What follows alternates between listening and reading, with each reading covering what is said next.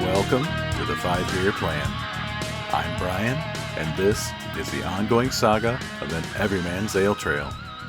In this episode, it's time to examine another yeast strain, follow the fermentation in my homebrew project, take a trip with Katrina and William from Married with Hops, and review a winter ale from Market Garden Brewery. But before we get this party started, here is this episode's burning question. What is your favorite winter ale? My favorite is the aptly named Winter Ale from Freem Family Brewers out of Hood River, Oregon. This is a beer that I had ordered through Tavour several years back, and it was also one that I had cellared for 4 years after. I really wish I could try it now. My first comment in my Untapped check-in was an interesting beer. But I also noted that it was malty with a twist of pine and earthiness. It had a spicy hop bite with a hint of smokiness. Man, that sounds like a great winter ale. The next yeast I'm going to California to look into this episode is the one that I've used on more than one occasion in my homebrew sessions. With my limited experience with homebrew suppliers, I had only really seen yeast from well-known brands such as Omega, Yeast, or Lallemand, and so I thought these were the best ones to use. My favorite homebrew store, Buckeye Brewcraft, sells some of the same yeasts, but also sells yeast from a company called Cellar Science. Since I'm turning around small batches of beer, I was asked by their owner David to give the yeast a try to see how they compare to the others that I have used. Of course, I was game to give it a try. So one of the yeasts in the Cellar Science catalog is called Cali. Their website gives the following description. The classic American ale strain that has a long history of producing amazing beers. Famous for its clean, neutral flavor and its ability to be used in nearly any style. The reason this is the most popular strain in home brewing and craft brewing is that it allows malt and hops to shine. You can never go wrong with Cali. So Cali is descended from the so-called Chino strain of ale yeast, which is probably the single yeast that kick-started the craft beer revolution here in the U.S. There's much to share about the history behind Cali, but I'm going to save that for another episode. Cali ale yeast has an attenuation of 75 to 84% and ferments in the range of 59 to 72 degrees Fahrenheit. Its flocculation is rated as medium with an alcohol tolerance of 10 to 11% ABV. Cali yeast is a dry ale yeast and is designed to be sprinkled directly onto the surface of the wort. It is robust enough that it does not require oxygenation for the initial fermentation. Cali yeast is preloaded with essential nutrients to ensure a successful, complete fermentation. The thing I really like about Cali yeast is the price point. It is a very affordable dry yeast that works really, really well. In this segment of Homebrew Hijinks, it's time to ferment the Northern Border Porter. Once the yeast was pitched, I wrapped a towel around the glass carboy to minimize exposure to light and left it on my kitchen counter. After a half day or so, the yeast finally started to chew on the sugars in the wort. The yeast was not overly energetic, but I could tell the yeast was working as it should. A mocha-colored, massive yeast began to form on the surface of the wort. No dry hop additions were necessary with this beer, as it was just going to be a straight-up porter. The activity in the airlock was visible for 3 days, at which point it waned and then finally ceased altogether. I knew that the yeast was probably finished with the wort. I peeked under the towel and could see that the yeast had dropped to the bottom of the glass carboy, which is another indication that the work was done. I then carefully carried the fermenter to a spot in the basement where it would stay for a week to further rest until it was time to rack the beer. Next episode, it's bottle day. Now, it's time for Barstool Banter. This episode, I go on a beer venture with Katrina and William Hunt, the dynamic duo that make up Married with Hops. Based in Lancaster, Pennsylvania, they set the standard for traveling the personal ale trail. Listen in as I learn more about how this craft-loving couple started on this journey, thoughts they have on what makes a brewery successful, and how far they plan to take their personal ale trail. Welcome to Barstool Banter. I'm sitting down with Katrina and William Hunt from Married with Hops, based in Lancaster, Pennsylvania. Katrina and William, thank you both for taking time out of your busy schedule to join me on the podcast. Oh, you're of welcome. course, yes. Yeah, nice to talk to you. Likewise, it's great to see you again. Can you tell my listeners a little bit about Married with Hops? Well, this is the thing. We've always enjoyed kind of drinking good beer and hanging out. We're very social. We met in a bar. So, where all love stories are made from.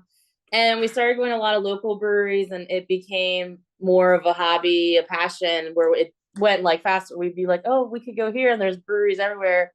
I think the name I wanted for Instagram was taken, and then Will came up with Married with Hops because of the TV show Married with Children.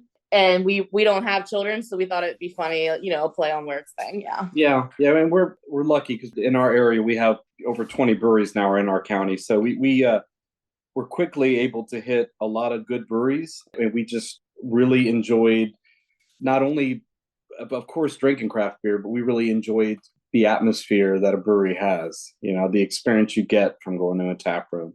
Yeah, it just kind of snowballed, I guess, from there. Yeah. So being in the Northeast, I'll point out, is we're very lucky as far as we can hit a lot of cities in just a matter of a few hours. So we were able to hit a lot of breweries.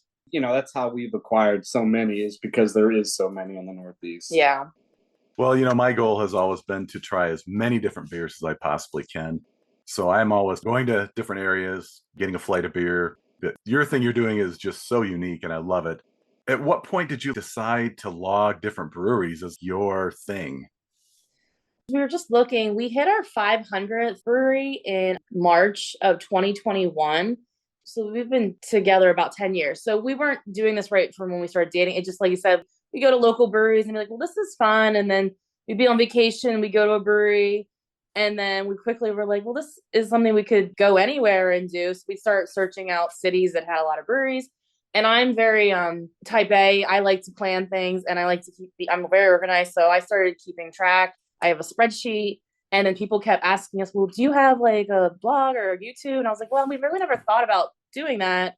And then eventually, so we were almost probably at like 600-700 brews before we even started Married with Hops.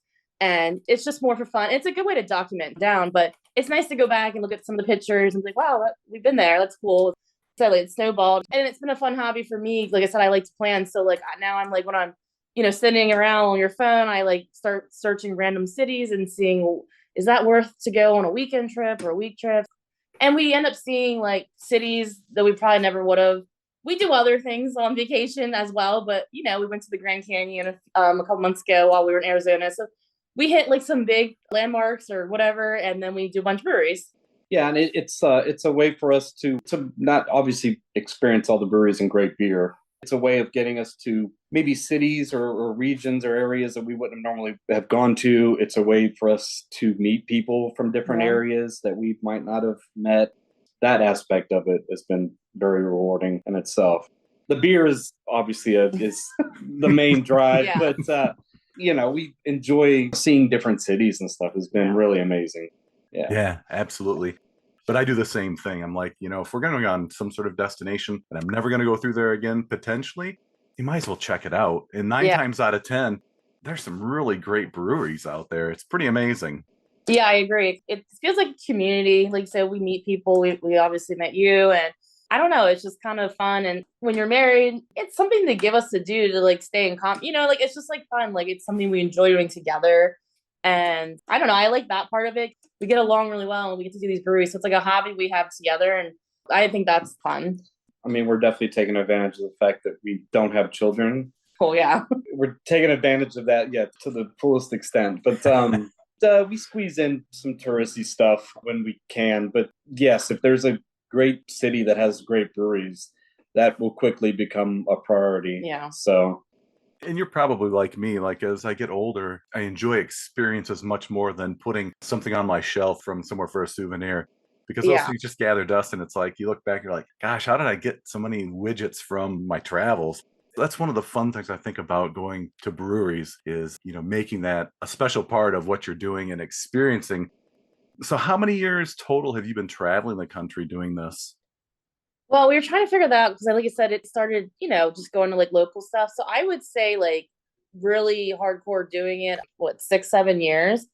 We hit our 500th in 2021, but we just did our 2000 in October. So it's 2024. So you can see like in the last 3 years, it was full on.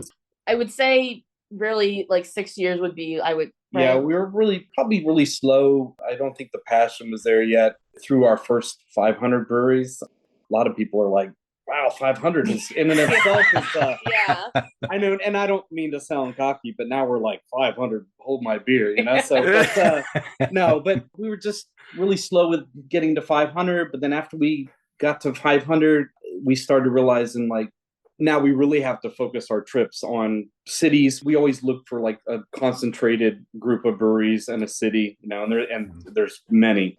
Yeah, but yeah, after our 500th brewery, we sort of the pace picked up just because we were just hitting a lot more cities and a lot more cities that had a lot more breweries in those cities. So 0 to 500 was slow, but after 500, it picked up pretty. Yeah, we became a little obsessive, and it was a lot of fun.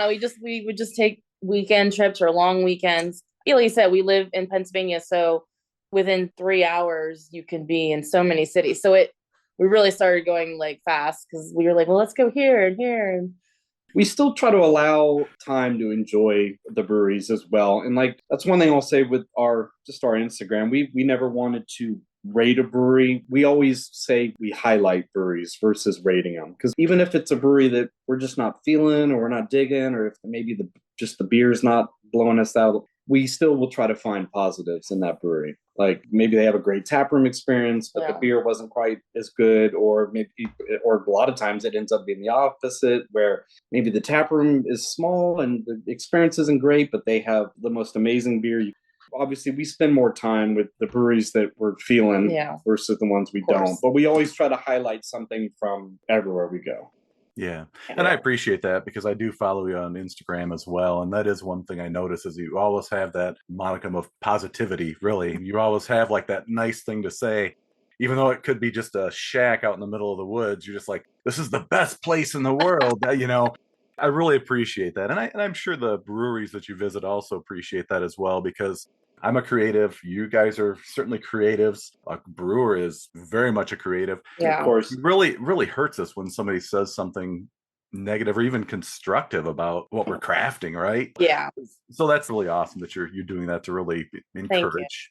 Yeah, I think it would be uncomfortable because we tag the brewers. Like, we just want to like show people where we were and like give some props to the place. I mean, if we really would not like it, we would just not post anything, but we would never like post something negative. I don't know. I would just feel uncomfortable with that. I'm not like that on social media in general. Like, I don't like be negative. So I just think it's more fun that way. Plus, there's a lot of breweries that we've built sort of relationships with that we still will communicate with them via our Instagram or whatever. So we would never want to like hurt any relationship with the brewery that we might establish. So we've learned pretty quickly never to judge a place ever. But like they say, don't judge a book by its cover. We've learned really quickly never to judge a brewery by, say, you drive up to it and you're like, how good is this going to be? Boy, we learned to never do that because we went into some places that maybe from the outside it's kind of plain, and you go in and it ends up being amazing. We always go in with an open mind. And I find the opposite is true as well. You drive up to some place and you're like, this is like the mecca of craft beer, and you walk in, you're like, wait, what is this? The beer's meh, the staff isn't helping. I mean, you're like, oh, this is the opposite of what I was expecting, I think as a brewer, you've got to like try to figure out how to make all those things work well together. Ambiance, your staff, your beer, you've got to figure out how to make that all work together to give your consumer the best possible experience that they can possibly have. Yeah, absolutely. Yeah, we've experienced that as well. We've been into bigger breweries that were beautiful, but where maybe they put more attention into the tap room or the brewery, the building, and not enough attention, say, maybe in the beer or in the customer service or in the, food or whatnot. So you're right. Just because it's big doesn't mean it's going to be great. And just because it's a small hole in the wall, it doesn't mean it's going to be bad. Yeah, it works in both ways. Yeah, for sure. And I find too that the breweries that are really focused on distribution, I think they really miss the mark when it comes to the taproom experience because they're just focused on trying to get their beer out there because clearly the more cans you sell, the better off you're going to be from a bottom line standpoint. That's again, it's one of those crazy balances you've got to strike as a brewery. Yeah, there's definitely a balance there, and it shows you can't just throw money at something. Like it might look great, but it's really hard for the industry, obviously, right now for a lot of reasons. And I think it's a tricky thing to own a brewery. Like there's just so many little things. Like we always joke we should be like people who go around and consult. And again, we don't ever post these things, but in our mind, there's little things we keep track of. Of course, anyone judges something when you go anywhere or do anything. So there's little things we pick up on that we think every brewery should do. So we always joke that should be our business. Because not to sound braggy, but once you've gone to so many, you do seem to pick up on like what works and what might not work. You're speaking about the balance, and I would put food into that as well. Like, how do you balance your distribution, your taproom experience, and your food? Because do you want to be a brewery that has food, or do you want to be a restaurant that brews beer? I say that all the time. Those are two different things. Yeah. So you have to find that balance, in what you want to focus on, because we've been to some places where the food has definitely overtaken the beer or taproom experience. And it's disheartening. But if that's what they want, then you want to have a place that you have a great meal, then that's fine. It's just every brewery has to figure out what their goal is and where they want to take their brewery. Yeah. There's really no rhyme or reason to why some places are successful and some places that are not successful. It's crazy to see the huge ebb and flow of breweries opening and closing and how much has changed over the last, let's say, 5 years. Yeah. I mean, and there's so many factors, but like it's disheartening to see.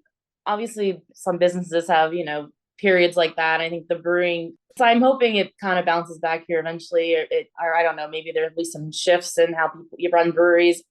But I hate to see businesses close anytime. You don't want to see that. So, well, I would say that maybe generally for craft beer, you're going to pay more whether you're getting it at a local beer store or whether you're getting it at a brewery on tap. Yes, maybe you'll pay a little more for craft beer, but I tell people don't disregard that word craft. You're spending a little more because you're getting that craftsmanship with that beer, and you're spending a little more because you're getting that taproom experience, and that comes with that. That little extra money that you're spending for craft beer, it's because you're getting that craft. Yeah.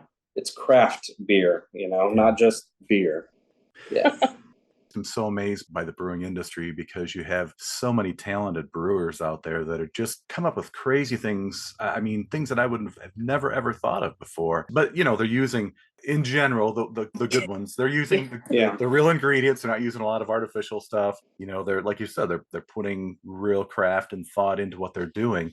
And I think that is an important thing that most people probably don't think about. They're just like, oh man, I'm paying $6.50 for a pint of this. Why would I want to do that? And it's like, well, and you're supporting a business, which is important. I mean, they care, but they don't think about that always. And I like that. That's the reason. It's nice sometimes, when you go to these small breweries, you meet the owners or the brewer, and usually everyone's really happy and friendly, and it's a nice community. Like I said, it's just very fun to be around. So many are family owned, especially during like COVID. We made a point to support all of the local craft breweries.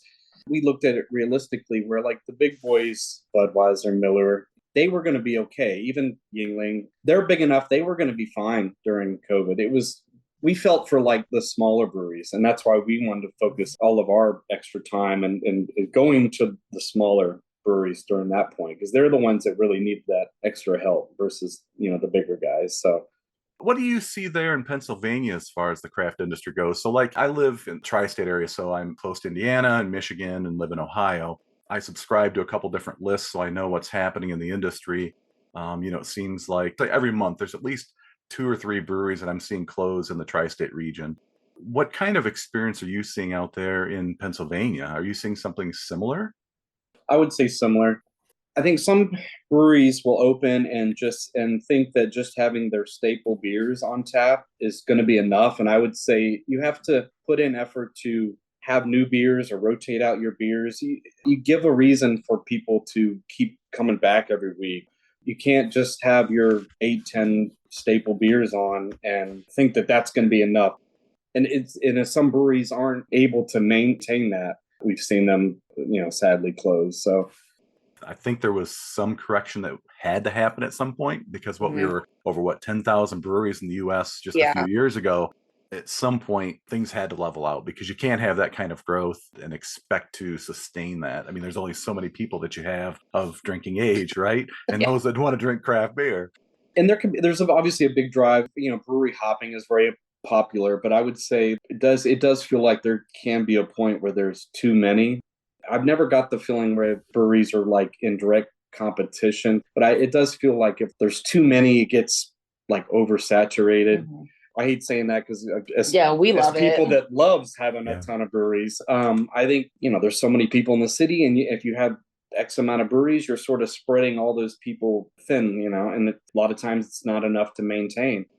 It used to be you could get away with mediocre beer, and now you can't because there's somebody just around the corner that's going to brew something that's new and different, and probably a little bit better. So you really have to be careful about that.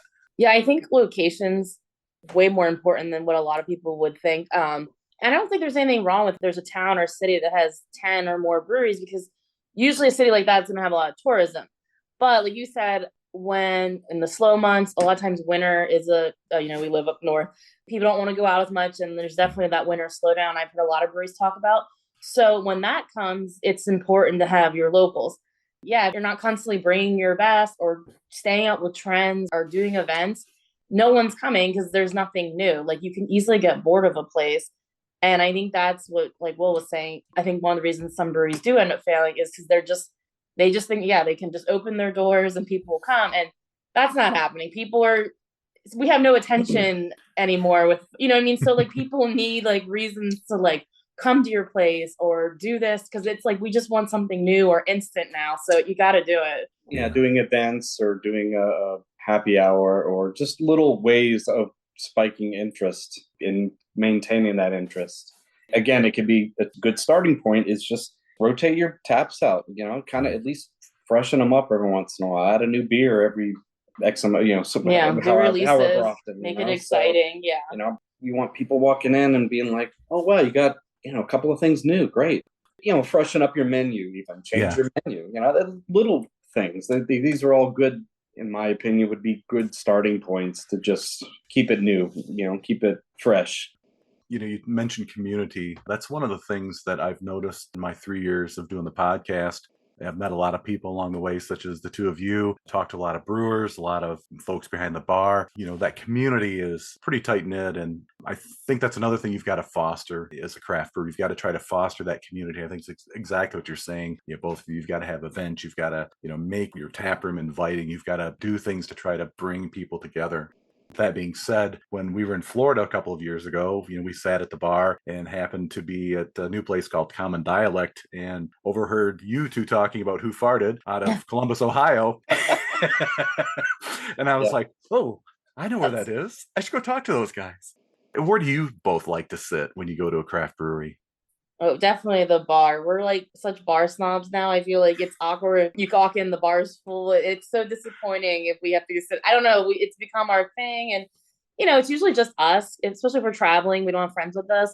So it's kind of nice because, like, he's originally from Florida. And that's probably why you guys end up talking, because he will talk to everyone and anyone. Southerner, so I'll talk your head off. Yes. So sometimes it's nice because then, like, I'm a big reader. And sometimes you don't always need to talk. So I like to kind of read and drink my beer, and then so it kind of gives him someone to talk to for a little bit. Yeah, I like being at the bar. For one, it's easier to see the tap list. It gives you a chance to talk with bar staff and like get to know the brewery, get to know like, oh, who's the brewer? Usually brewers walking through, we'll try to grab him and ask questions, so it's just a good way of getting closer to people from the brewery and just getting to know them better. I mean, at least that's my reason why I head for the bar. Try to every time. I don't know. We're very into the brewery vibe. We prefer breweries over restaurant breweries. It kind of gives that casual, laid back hangout vibe. So I feel like the bar is kind of that place. You watch other people, or if there's sports on, you can kind of like hang out and watch TV with. I don't know. It's kind of that like cozy, casual feel that we both enjoy. It's like working in an office and talking at the water cooler. Well, it's kind of like why we'd like to sit at the bar.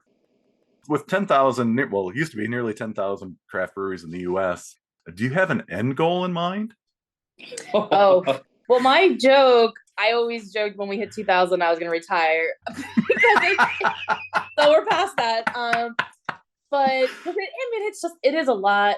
The one week we did Colorado, we did Fort Collins, Denver, Boulder. We did almost 90 breweries in like 8 days. And by the end of it, we were like, I can't even drink another beer. It does get much. So I was we definitely have to hit 2000, of course. I think we will definitely next year, unfortunately, slow down, because for us to go on like even a weekend trip to hit a new spot, we'd have to drive at least almost 3 hours. Yeah, we're kind of out of our driving radius now. Our trips are mostly having to be way longer drives or flights even. So there's no number goal for as a cutoff. It's just now we look at it more like what cities do we want to hit, or we don't quite think of the numbers much. So there's still a couple of handfuls of cities that we've just never been to. We haven't, I'm ashamed to say, we haven't done anything in California yet. Yep. There's so many, and we are going to get to California. That is huge on our list. There's other cities as well. Like Michigan or Minnesota. I think there's Northwest. We haven't really done anything. That's a big area. And I know there's a lot of great cities there, but obviously now that we're at 2000, I'm like, yeah, we should definitely do another 1,000. And how cool would it be to do 5,000? I don't know that we would ever hit 5,000. I mean, maybe by the time we die or something. If your liver holds out. It might put us in an early grave, though, so I don't know. It's not the healthiest of habits to have. Now, I would say our goal is, as long as there's cities out there that we think that there's good breweries and it's a great city that we've never been to and we still want to go to, then we'll still do this. That I would say that would be our goal, is just to keep finding great cities to go to. And as long as there are, and there's many yet that we haven't been to, so I would like to do one in every state. So I think that would be like a measurable goal there. That I think that if there's at least one in every state, I'm pretty sure. So that would be, I think, my long-term goal. To do something in every state, And then we would have visited every state. So we're halfway. We've been to 25 states, DC, because that's not. And then we just did some in Canada. So we've technically 2 countries. So that's cool. We've gone international. Yeah. Hopefully next year, we want to do a huge Germany trip, Germany, European. So that's definitely on our goal. Do you need a traveling partner too? You're welcome to come. We'll take the whole show live. I would love to do that. I'm a big fan of Belgian beers. Absolutely. Oh my gosh, that would be epic. And I want to go to Oktoberfest someday. I don't know if it'll ever happen. Still an experience. It's kind of like Mardi Gras. I have been to Mardi Gras. I didn't love it, but very much appreciated doing it because it was an experience to have, I'm on the fence. I mean, obviously it'd be cool, but I worry it will be, too much hassle and stress and we wouldn't enjoy it as much. And I worry about that as the planner. And also, I've heard that you'll go and your whole table's full of Americans. And I'm like, right, that's not the point anymore, but it's become such a big thing that everyone travels for it. Wouldn't it be better just to go anytime and then drink with the locals? I don't know. I'd like to do both, go to Oktoberfest and of course drink with the locals, Yeah. So. Last call. It's nearly time to wrap things up, but first, one more for the road. This episode, I'm drinking Festivus Holiday Ale from Market Garden Brewery in Cleveland, Ohio. Their website says, Market Garden Brewery was founded in 2011 by 4 friends with a passion for quality craft beer. Our motto, Beer for People, reflects our mission to bring better beer to all. No pretense, no gimmicks, no hype, just great beer for the world. I visited their brew pub back in 2019. So from the brewer, smooth and malty, with a dash of holiday spice, thanks to brown sugar, nutmeg, ginger, and caramelization. This beer is sure to make all of your airing of grievances worth hearing about. Without further delay,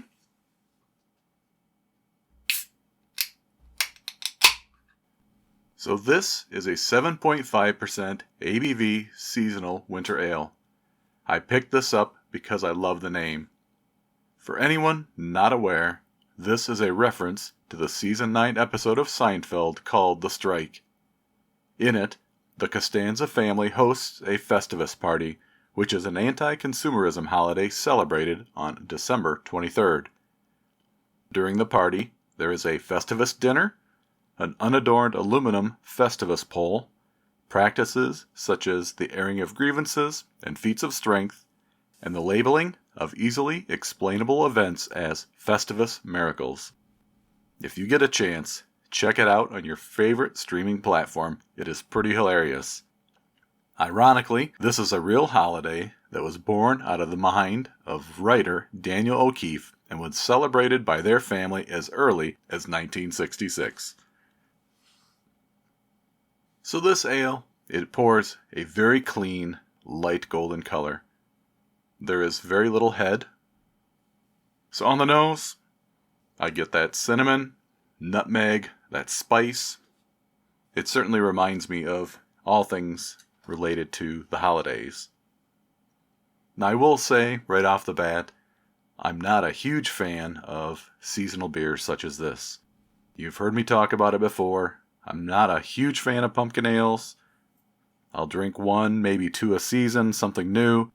The same thing goes with the holiday ales. It's not something that I pursue, but it is something kind of fun, especially if you go out to eat and you enjoy a nice holiday ale on draft.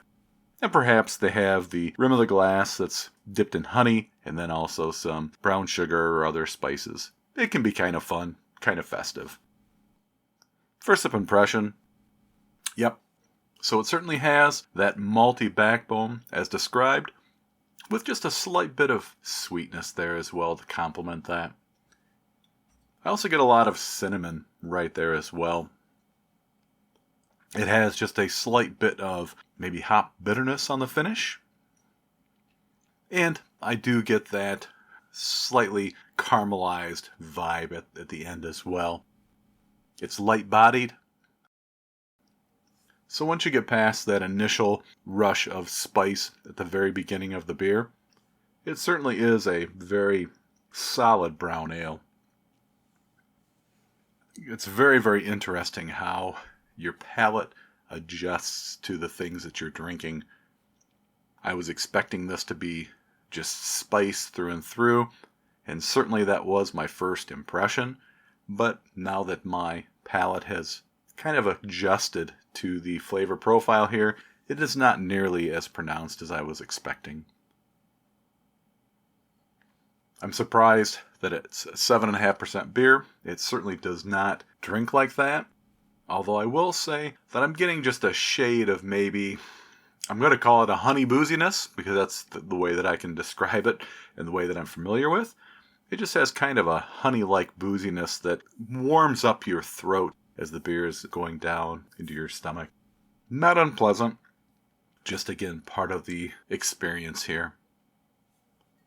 So based on everything that I've read, what the description was, this is a solid beer. And if you're in the Midwest and can get this, it's pretty widely distributed here in Ohio. You might even find that it is distributed in states such as Michigan, Indiana, Pennsylvania. I give this one 3.5 tasters out of 5 on the flight board. Cheers, Market Garden Brewery, and Festivus for the rest of us. I'm always looking for new craft beverages to review. So if you've got one from your favorite local craft brewery, meadery, or cidery you'd like me to drink and describe, reach out and let me know. That's all for this episode of the 5 Beer Plan. With so many podcasts out there, thanks for choosing to listen to mine. Join me next time for a year-end review, wrap up my homebrew project, talk Christmas with Katrina and William, and sample the latest homebrew. Remember to hit the subscribe button on your preferred podcast platform to be notified of new episodes. Follow me on Instagram as well, 5beerplan2022, to see what is happening on my personal ale trail. I'd love to hear from you, and there are several ways that you may do so. Leave a comment for this episode on Spotify, direct message me on Instagram, or email me directly, 5beerplan@frontier.com. Be sure to support your local breweries. choose your beers wisely, and drink them responsibly. Until next time, keep walking your ale trail, and stay thirsty, my friends.